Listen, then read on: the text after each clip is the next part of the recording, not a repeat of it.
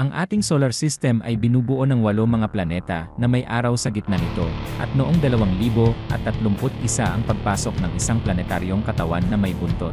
Bumibiyahe sa at 220,000 e hanggang 350,000 e na siyang bilis ng isang kometa na kilala bilang C-2014 na E-271.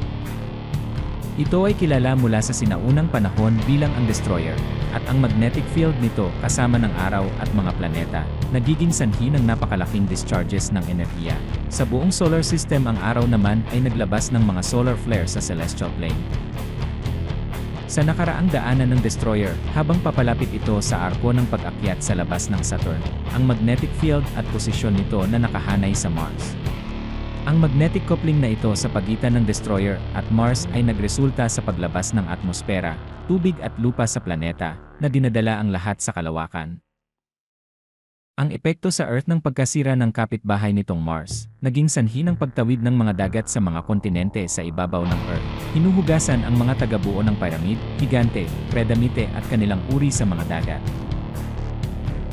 Tanging ang mga pyramids at megastructure na kanilang itinayo sa buong mundo ang nananatili, habang sa kasalukuyan ay isang misteryo kung sino o paano sila binuo. Habang papalapit ang destroyer sa perihelion, ang mga planeta at araw ay magnetically coupled. Nagreresulta ito sa pag-uurong ng mga planetary body na, parang lasenggo, bilang resulta ng magnetic grip ng destroyers. Ang sipi na ito sa at 2031 plus o minus 1, inaasahan na ang magnetic field ng destroyers ay magiging sanhi ng pag-unlock ng crust ng Earth.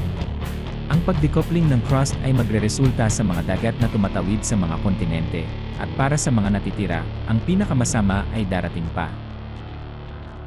Habang nakahanay ito sa mga panloob na planeta at araw, tumataas ang magnetic grip ng destroyers, habang nakahanay ito sa balon ng gravity na tumataas sa ibabaw ng Earth.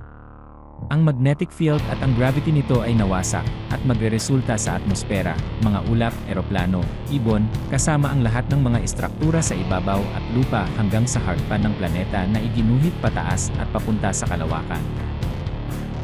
Ang bakal na nilalaman ng mga nabanggit na bagay ay nakakaapekto sa bilis habang ito ay iginuhit pataas sa atmosfera hanggang sa hangganan ng espasyo.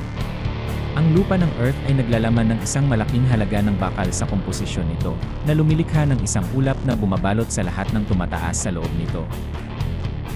Habang dumadaan ang destroyer sa celestial plane, sumasali ang Earth sa Mars at Mercury dahil mga patay na planeta na lang sa solar system ang natitira.